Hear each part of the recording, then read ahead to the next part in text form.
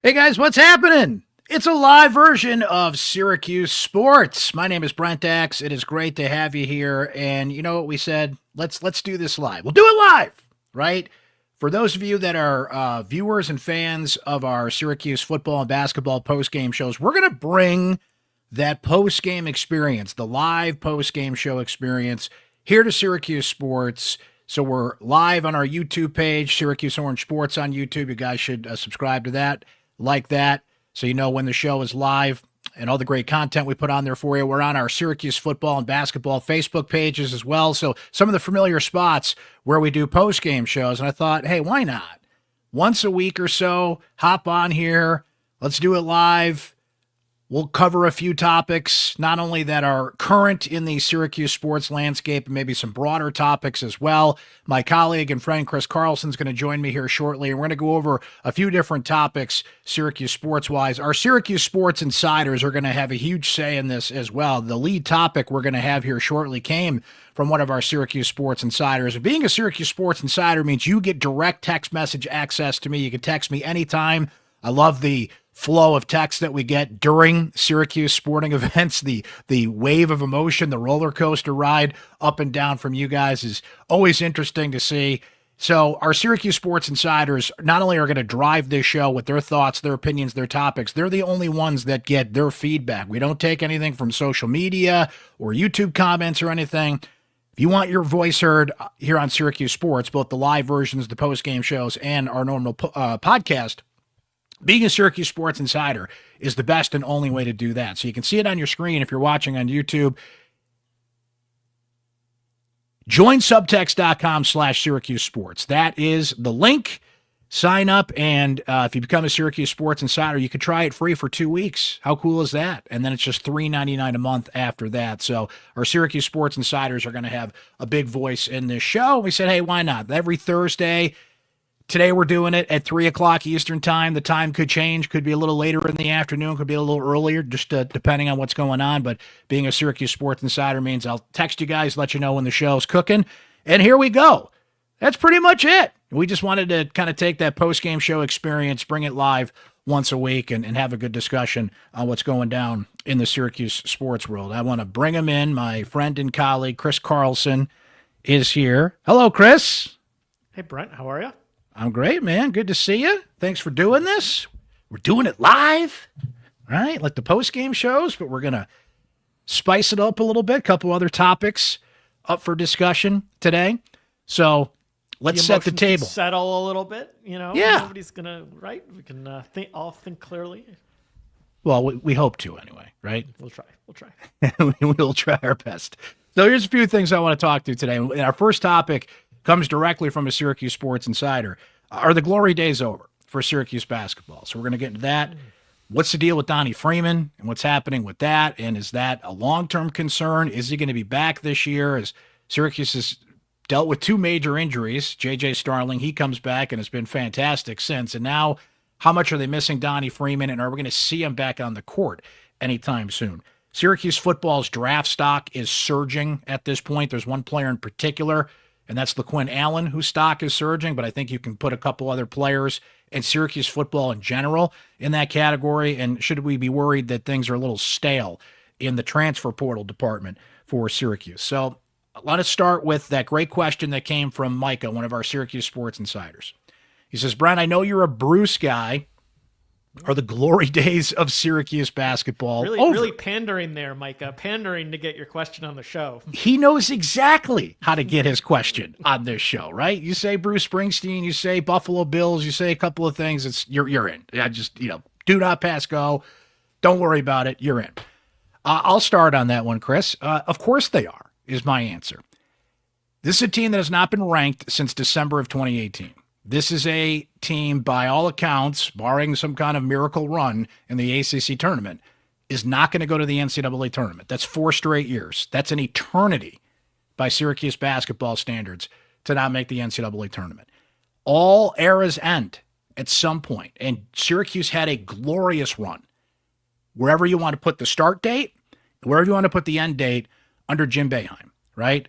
The Final Fours, the players, the full overflowing Carrier domes, the days of the Big East that flowed into the ACC. If you want to say maybe it ended with that Sweet 16 run in 2021, unequivocally, the glory days of Syracuse basketball are over. No one's ever going to take those memories away from you of those great times, right?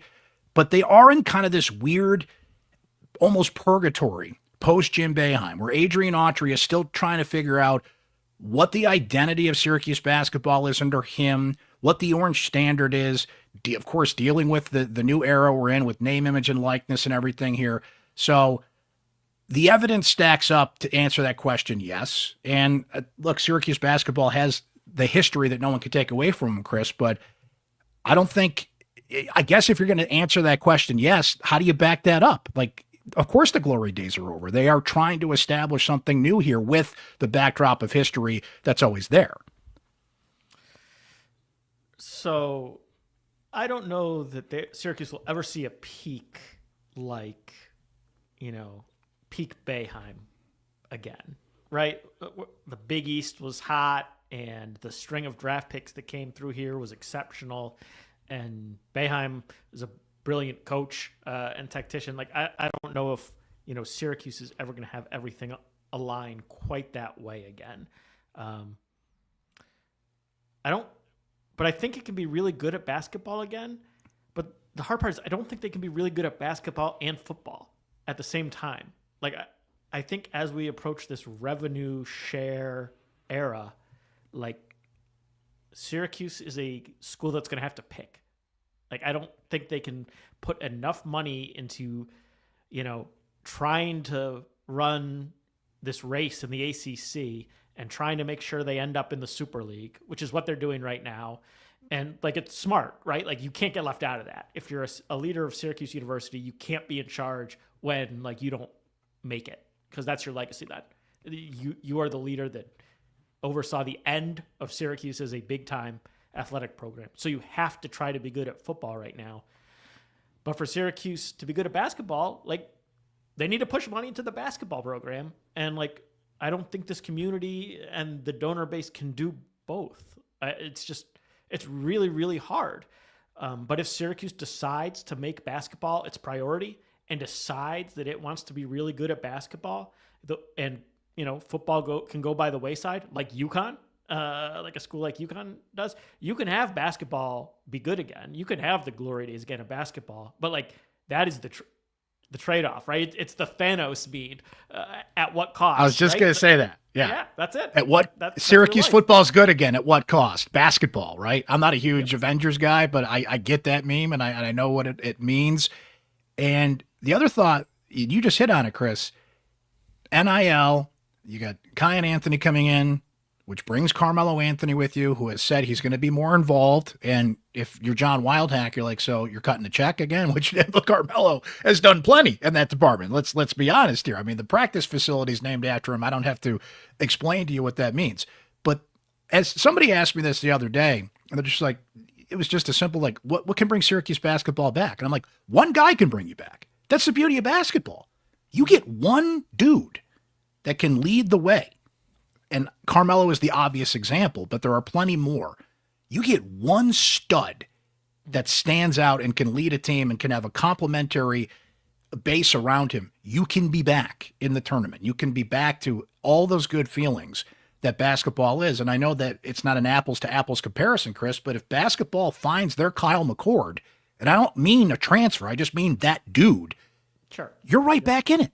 You're right back in it. It sounds simple enough. They haven't been able to find that guy in the past few years, but they've got some encouraging prospects with Sadiq White and Kai and Anthony potentially being that guy. I don't want to put too much pressure on those freshmen, but look, if they don't make the tournament again, which they're well on track to do, and you're kicking the can down the road saying, well, we got this beacon over the hill, we got this great recruiting class next year, that's a lot of pressure on everybody involved in 2025. But I think what you said hits the nail on the head in this day and age. You can't have it all. And Syracuse can't, right? Maybe Syracuse can't have it all. Right? Yes. Syracuse can't. If you're in the SEC, you can. Everybody's like, why is the SEC so good at basketball? It's like, well, I think you know the answer to that question. All the money is flowing. All the leftover cash from football is flowing into the SEC at this point. But that's the thing. You're almost robbing Peter to pay Paul. Like when Syracuse played Louisville last week, and there was a graphic going around that these are the top spenders in NIL.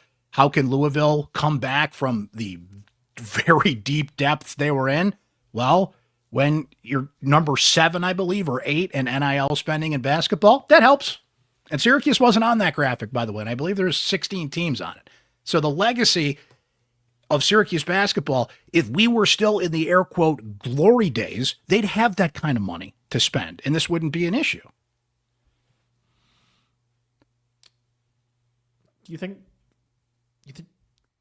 think that's true? You think the money was flowing to such a degree at that point in time, or there's just it cost less to, the entry fee was less to get in the game at that point? And well, think about it, Chris. The glory days ended theoretically in 2021. Okay, with that one last run to the Sweet 16. Sure. NIL wasn't a thing then. That was right before that ruling that summer when they basically opened the fire hose, and NIL became a thing. Since then, who really fits that category? And there are some high-paid players on this team, don't get me wrong, that we were talking about, that other programs have been able to bring in, that have been able to resurrect their programs with. I mean, Pat Kelsey's a great coach at Louisville, don't get me wrong, that's part of it. But you can write a few checks and turn things around rather quickly if you got that kind of budget, which Syracuse clearly doesn't. Yep. NIL-wise. Yep. Right now, that's certainly true. So now is not I think forever, but right now now's not forever. Every era's got to end. You can start a new era just as quickly. But if we're talking to answer Micah's great question, yeah, the so-called glory days are over. At least I think so.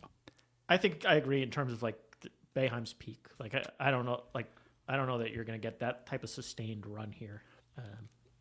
When is that peak, by the way? Because you go back to the early 2010s, like they're number 1 in the country. Yeah, that's where I go. Right. Yeah, that's right. I don't talk about 2021 because like we were sort of seeing, the deterioration, I think, at that point. And they still had some good results, but the program was deteriorating.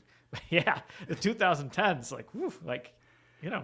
that feels a long time ago. First round picks every year. I mean, yeah, that feels like a long time ago, but it wasn't that long ago. And think of the belly aches you had then as a Syracuse fan. Man, if AO doesn't get hurt, they win the national championship, right? They're number 1 in the country, and they're selling T-shirts. I remember getting the T-shirt emails. 20-0, number 1, buy the T-shirt. Like, these are the kind of conversations we were having, which, man, 2010, 2012, it doesn't feel like a decade ago, but we're in 2025, I guess it is. So, but with the thought as we go on to our next topic, one guy can change everything. One guy. You just got to find it, right? So, current events, Chris, what's the deal with Donnie Freeman at this point? 5 games out now. For a while, the status was day-to-day. We kind of learned that the injury is a little more serious than that, and they kind of had to shed the day-to-day title. And to be fair, I think there's some things about this team, as we saw last night, their lack of movement in particular, that haunts them. But you missed J.J. Starling for 7 games. You've now missed Donnie Freeman for 5 games. These are 2 of the more important offensive players on this team. They haven't played together much because of those injuries, so I want to be fair and put that into the conversation here. But in the era we're in, if I'm Donnie Freeman, and I can only speculate here because we don't have the details on the injury, but it's enough that he can't put any weight on his foot. He's not practicing. And to the point the other day, Chris, where Adrian Autry said, well, it's up to him and his camp when he wants to come back. So now we're thinking long term, right? This could be a situation where you don't want to make an injury worse, or maybe. And again, I'm not a doctor. I just play on a podcast. But is he contemplating surgery? Is he thinking what this could do long term at this point? Because he's an NBA draft pick, whether that's this year or next year. You can agree or disagree with that, and whether he should stay or go, and that's a whole different conversation. He's got to think about that, right? Mm-hmm. So the problem is we just don't know the severity of the injury. Eventually, it came out, J.J. Starling, broken hand, and it's like, okay, I know what that is. That's 4 to 6 weeks. Here's the time frame. here's once it's healed, you're going to be fine. It's not going to get worse. Right, all that stuff matters. So we don't know that with Donnie, right? It's a fascinating thing to discuss because they need him. And I know this is not a team that's on track for the tournament, but if they're going to punch up and win some of these games like they played last night, you need as many guys as you can here. But if I'm Donnie Freeman and I'm thinking about the future, do I want to come back on a team and just ride it out for the next month and a half or so to help this team out as best as I can? And let's face it, he needs more tape. He needs more exposure. He still probably could get picked if he went after this year because it's all an upside and potential and scouting reports, and he's still in the mock drafts at this point. But I don't know. I think not only does he have a fascinating decision to make, I think just this whole thing and how they're handling it is interesting to me. I think, like, if there's any chance it's going to get worse by playing on it, you don't play if you're in his position. You can't risk your future for a team that doesn't appear to be going anywhere, and to make them look a little bit more competitive against Duke and Clemson. But I do think if it is something that can heal and, completely, and you're not worried about it being a long-term thing, like you have to want to get back on the court. Like, basketball isn't football. Like, the potential of career-altering injuries is just not the same. And you should want to get on the court to improve, to put some better games on tape. And because you do have growth to do, like, you do have to become a better player. You do have to become a better defender. And, you got to play to do those things. And, and I think if you talk to Syracuse's coaching staff, like, they knew he was going to be, a project all season. And projects get better by playing. So I would hope that he's at least trying to get back on the floor. But I certainly do understand if, taking it slow, making sure you're completely healed, making sure there's no possibility of a setback, and it would be certainly nice if people would tell us what was going on, so that we didn't have to speculate.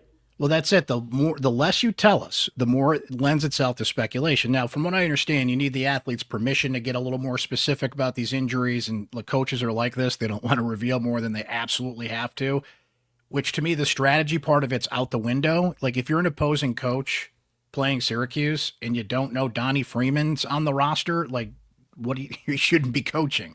So I think that goes both ways. It's not football that way, right? Exactly. They're not all there. There's a defensive scout, and maybe you put in a couple plays, but you are not tailoring your entire game plan to the presence of a person. There's no strategic advantage for Adrian Autry to be coy about Donnie Freeman's status at this point because it's extended long enough. We're kind of aware of it, right? So, again, it worked out with JJ.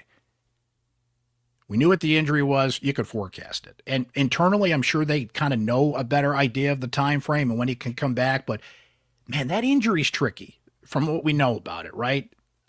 Foot injuries can be, if it's a stress fracture, does it need surgery? Some you can play through. Some it's like, well, you can't make it worse, but it's a pain tolerance thing, and it could affect the way you play. I mean, there's just so many variants here. And I think Donnie Freeman and Elijah Moore are examples, Chris, of they can come in with all the hype in the world. They could be big-time freshmen, and Donnie was the highest-rated recruit since Carmelo Anthony, right? That's a shoulder to bear. But things can happen. Not nearly as polished a player, though, right? Like, we all knew that. Yes. We all knew that he was not and we all knew that. We all knew that, right? I think most people were reasonable and fair about that. But you can still be a freshman and have to go to class and learn about living away from home, and injuries happen. Speed of the game. Adrian Autry was saying it last night about Elijah Moore, how he's still getting used to the speed of the game. And Elijah made a pretty bad freshman mistake last night with basically everybody's in the handshake line and he's shooting a three-pointer at the end of the game. It's like, what are you doing? Right? Like, they've got to learn this stuff, and you got to learn it in person in the process. You can't just get handed a handbook and like, this is how you handle this stuff. You got to go through it. So that makes me think about next year too. Like, it's as much as I'm encouraged by a lot of what I see from Sadiq White and Connor Pignatello and Donna DeToda, our colleagues, have done a great job covering him in recent weeks. You guys should read that stuff and watch the videos if you haven't. And, of course, everything that comes with Kai and Anthony.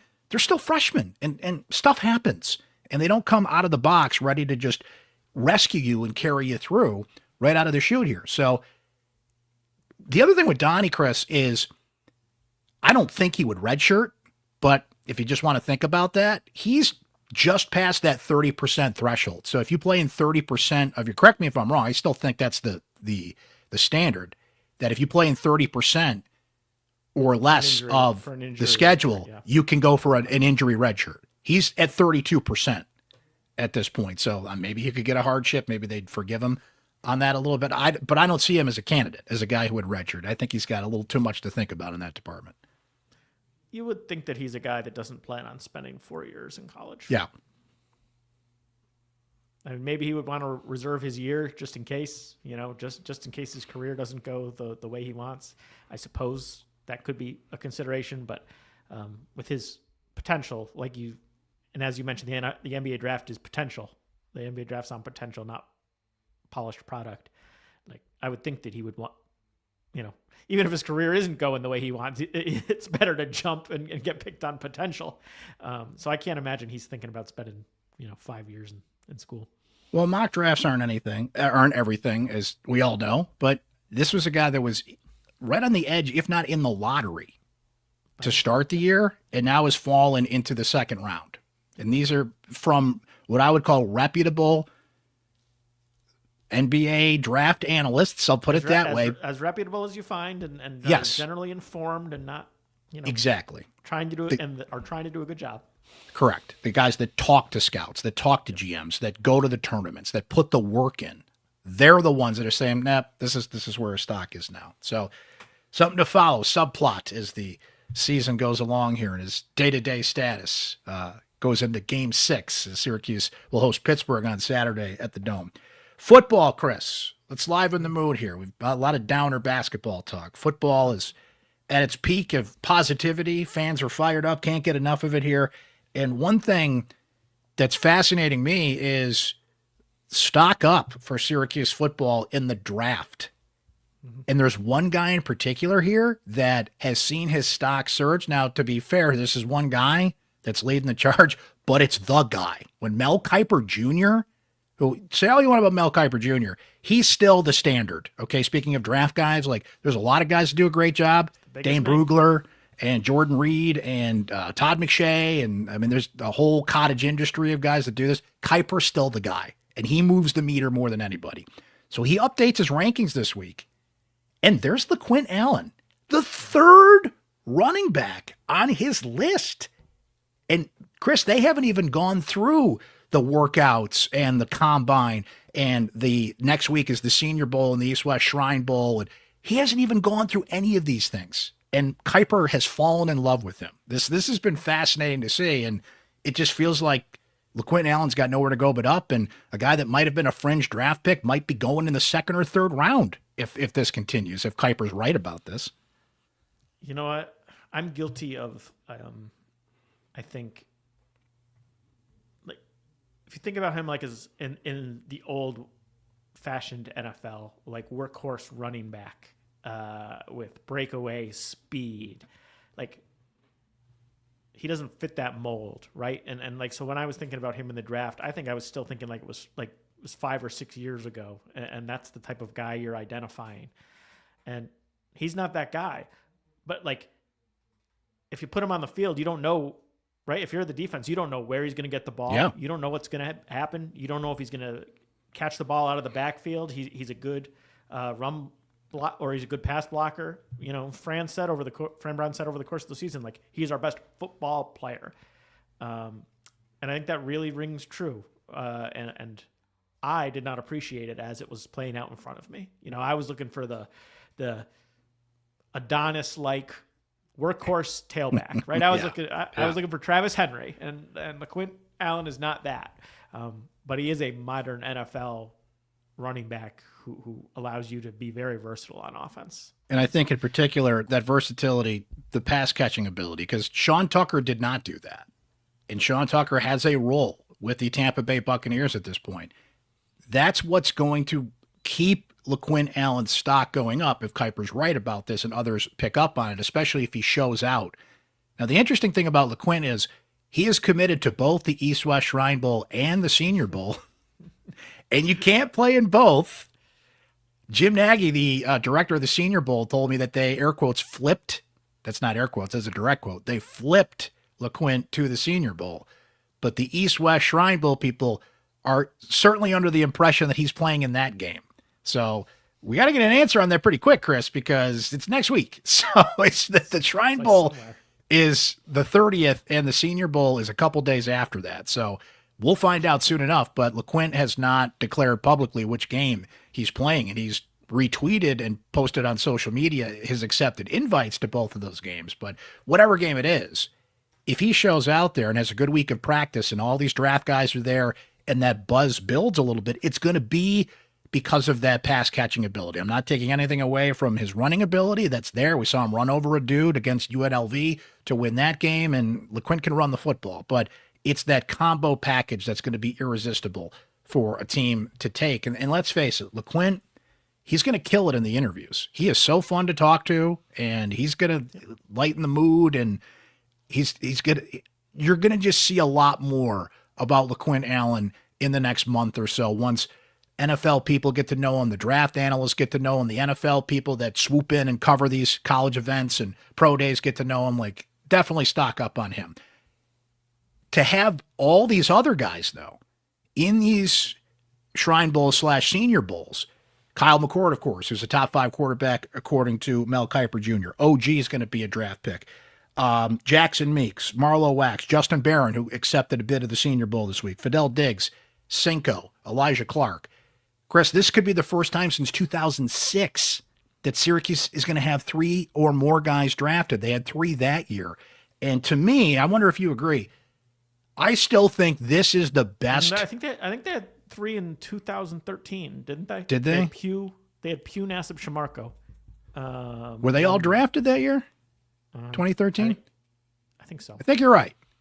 I think Either way, it's been a long time. I think 2006 is the 4 players. The last time they were over 3, I believe. Okay, gotcha. So either way, it's a long time. We're talking about a decade or so. Yep. But to me, and I wonder if you agree with this is still the best way to market yourself, for lack of a better term. I know we're in the NIL era, but nothing sends a bigger message than your name on that screen as many times possible on those 3 days of the NFL draft. And if Syracuse has this many guys in the conversation, that to me is the best way that they can recruit than almost any tool they have in the box.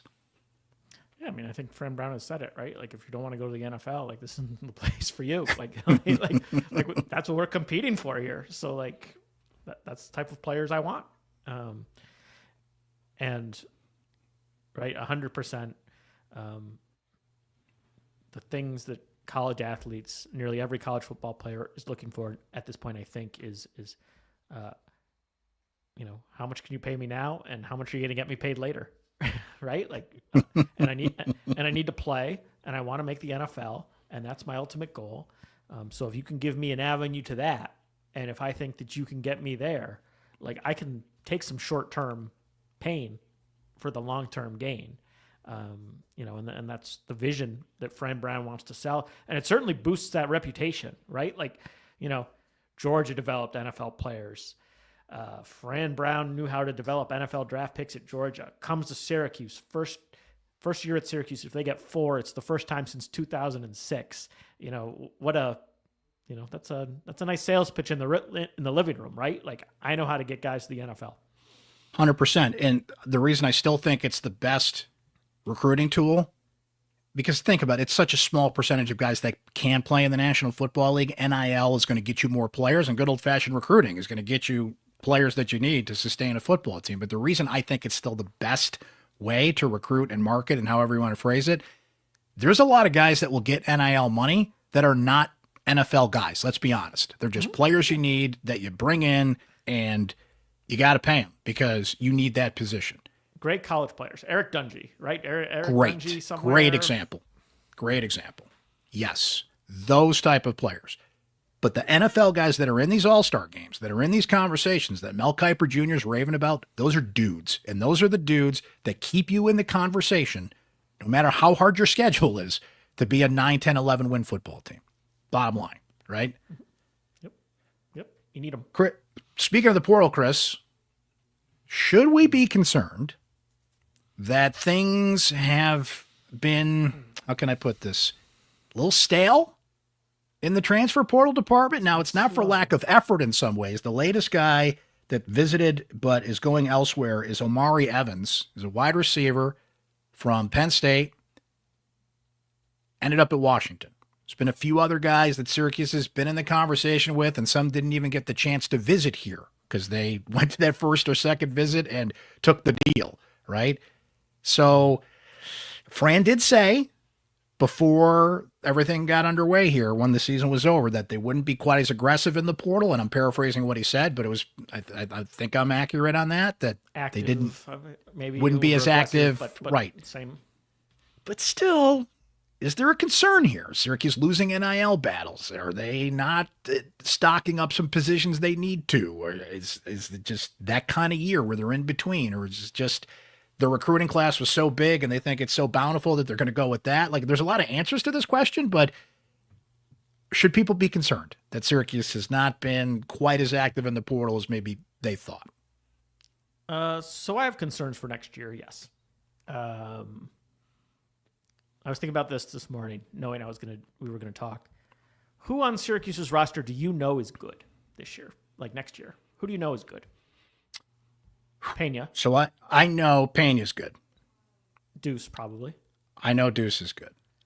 I know Devin Grant is good. I think Justice Ross Simmons can step into that category now that he has the opportunity. But you don't know. But I think these things. I know Derek McDonald's good and can play a bigger role. I'm probably forgetting one or two here, but it's a shorter list than it was this year. Last year they rolled off the tongue. All those guys I just mentioned. Yeah. You knew Justin Barron was good. You knew Marlo Wax is good. You knew OG is good. You knew LaQuint is good. I didn't know Kyle was this good, but I knew Kyle was going to be good. You knew Fadil Diggs was going to be good. There was just a smaller list of like players who we know are difference makers and really good players. And the schedule is infinitely tougher. Yes. So if I am looking at how I think this team is going to do next year, like I think they're going to be to struggle. The thing that keeps me from maybe getting too concerned is, like, I don't know if that's part of the plan. You know, I've said all along that I don't think Syracuse should get any or should minimize the number of one-year transfers next season because, like, no matter how much money they spend, I don't think they can have like a special year against that schedule. So you're better off prioritizing multiple year guys. Like a Naquil Bertrand, you know, the Alabama transfer that they brought in, they're going to get him for 3 years. And bringing in those big recruiting classes and getting a really good assessment on who are your good players going to be the next year that you have an opportunity to do something special. Because I don't see that opportunity next year because of the schedule. But this is a very pessimistic point of view. And I know people hate hearing it. But I think it's realistic. I think it's realistic. And look, I love Yassine Willis, but do I know? Because you phrased that the right way. Who do we know? Do I know he's the number one running back? No, I don't know. You can hope. Right? You can think that potential. I can hope. And Fran Brown might think it.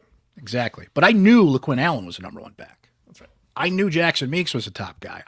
You went through the list of all those guys. He's the one guy. He didn't. That's fair. Yeah. He's the one guy I didn't know.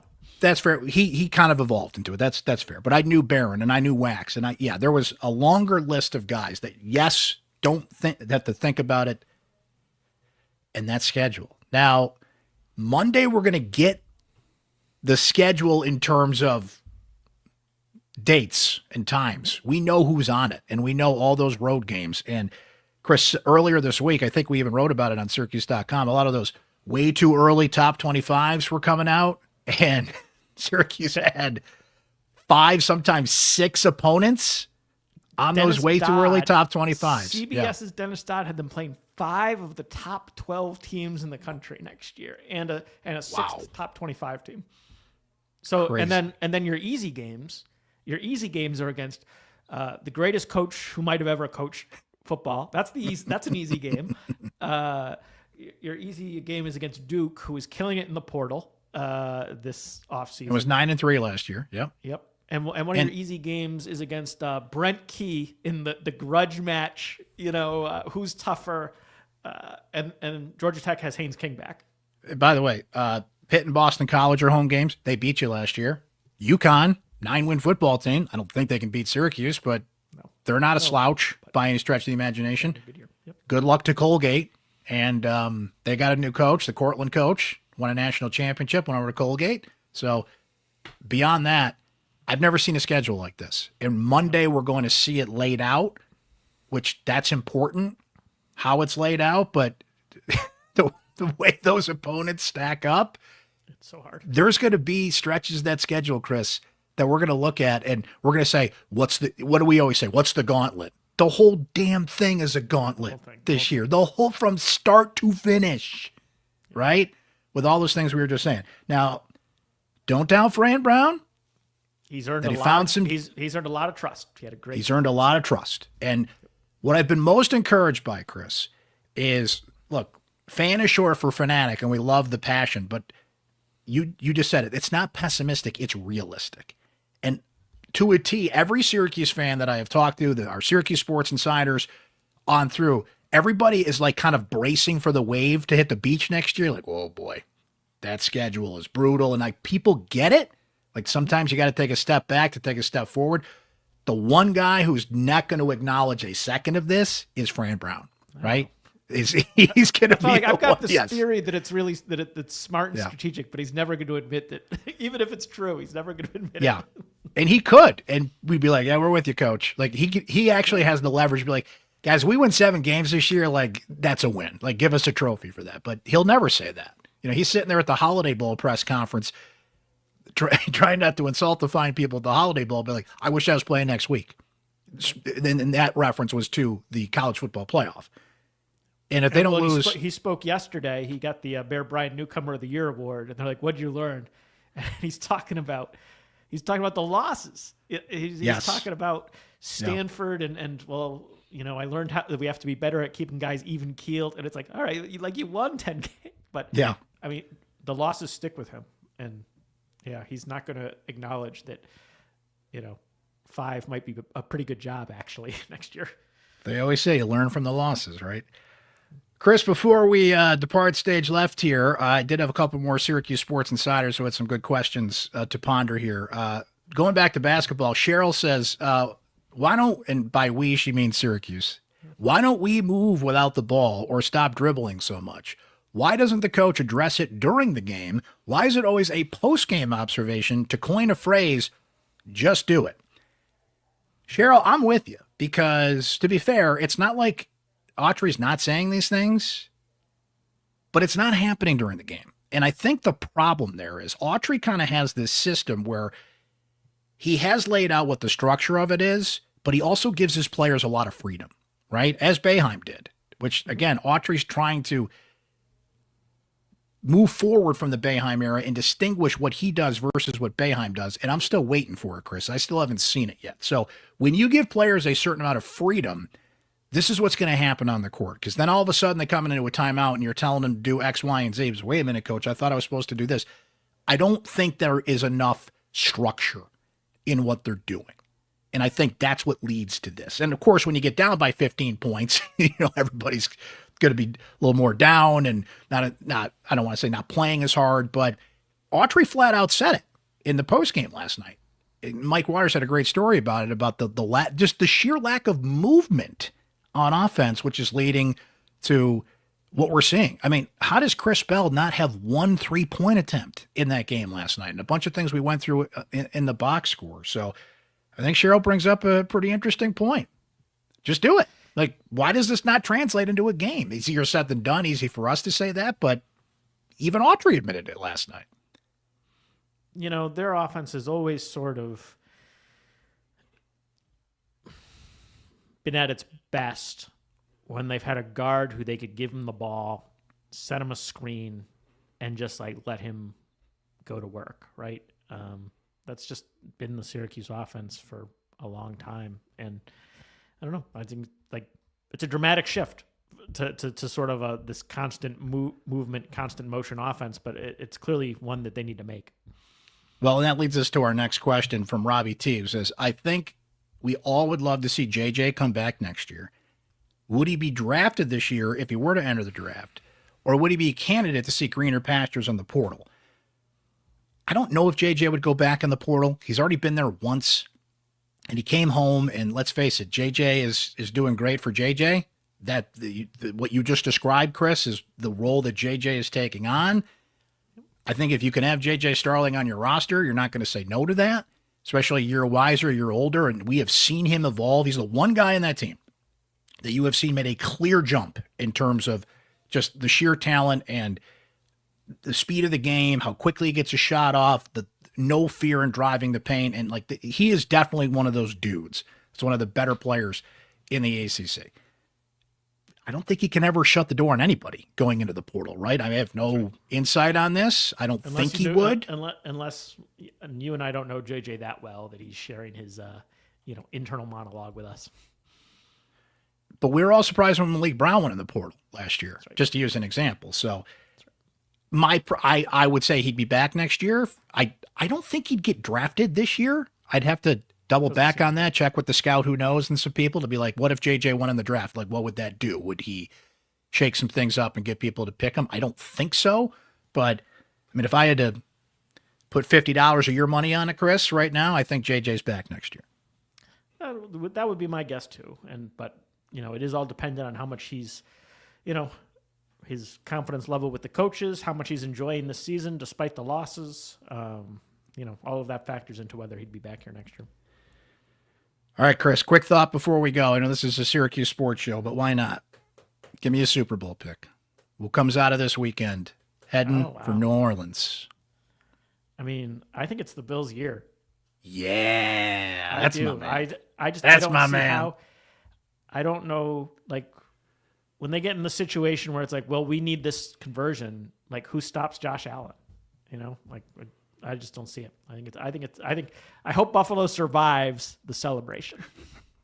Well, Buffalo's got to beat two teams to get to the Super Bowl, Kansas City and those fellas in the zebra uniforms. I'm picking the Bills. I think the Commanders do it. I think Jaden Daniels, they are the proverbial nothing to lose team. They're going to go for it. Philly is one of those teams that I think will sink under the pressure of their own fan base. When things start to go wrong, you could feel the crunch and the pressure in the stadium. Jalen Hurts is nowhere near 100% right now. Picking two road teams is a little, I don't know. I wouldn't put money on it, but I'm feeling a Bills Commanders Super Bowl. And all the vibes of 1992 Bills, then Redskins in Minneapolis will come flooding back here. But that's my pick. Go Bills. All right, let's watch some history. Thank you, Chris. This was fun. Appreciate your insight as always. And before we go, just a reminder that Saturday we've got a little Syracuse-Pittsburgh postgame show. It's a 12:30 tip, so I'll be with you Saturday afternoon after the Orange take on Pitt. Please subscribe on Spotify, Apple, YouTube, wherever you get your podcasts.